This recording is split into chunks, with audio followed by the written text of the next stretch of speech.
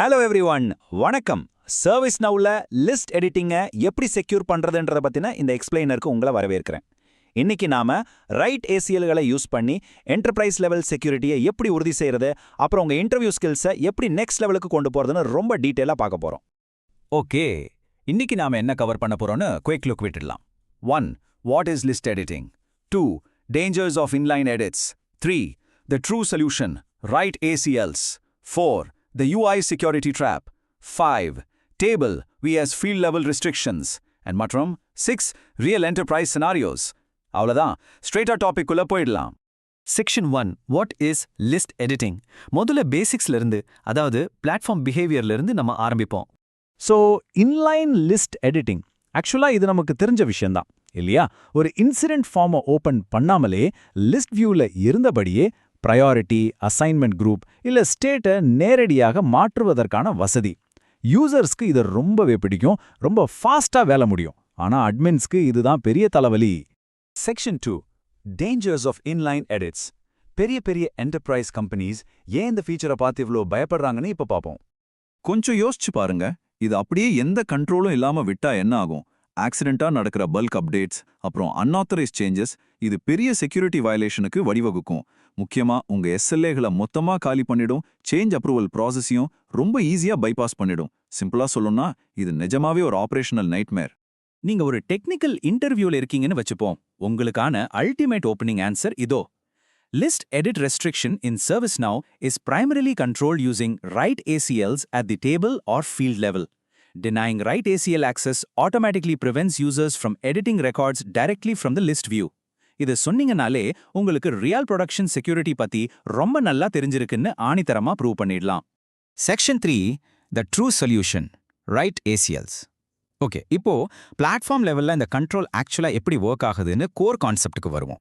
இங்க ஒரு சுவாரஸ்யமான லாஜிக் இருக்கு பாருங்க. ஒரு ஃபீல்டை பார்க்கறதுக்கு ரீட் ஏசிஎல் தேவை, அதே ஃபீல்டை ஃபார்ம்ல எடிட் பண்ண ரைட் ஏசிஎல் தேவை.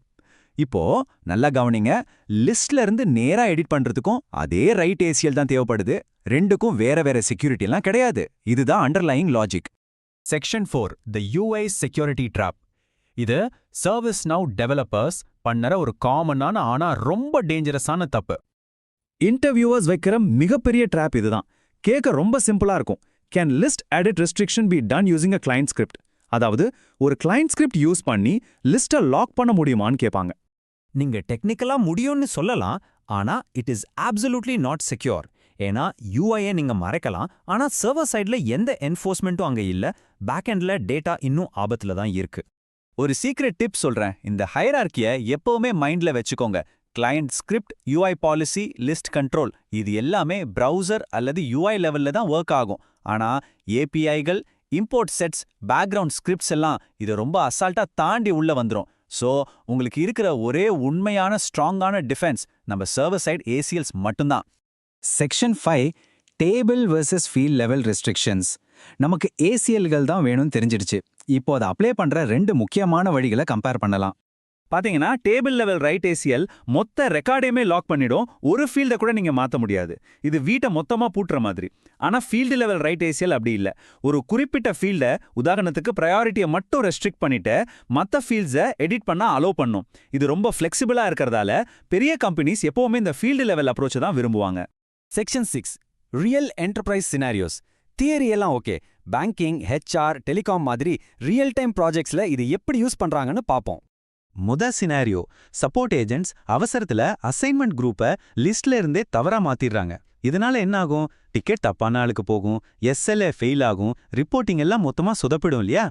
இதுக்கான perfect enterprise solution field right ACL. இதை யூஸ் பண்ணி மேனேஜர்ஸை மட்டும் எடிட் பண்ண அலோவ் பண்ணலாம். ஏஜென்ட்ஸ் அந்த ஃபீல்டை பார்க்கலாமே தவிர லிஸ்ட்லேயே எடிட் பண்ண முடியாது. வேலை எந்த விதத்திலையும் பாதிக்கப்படாது, செக்யூரிட்டியும் ரொம்ப ஸ்ட்ராங்கா இருக்கும்.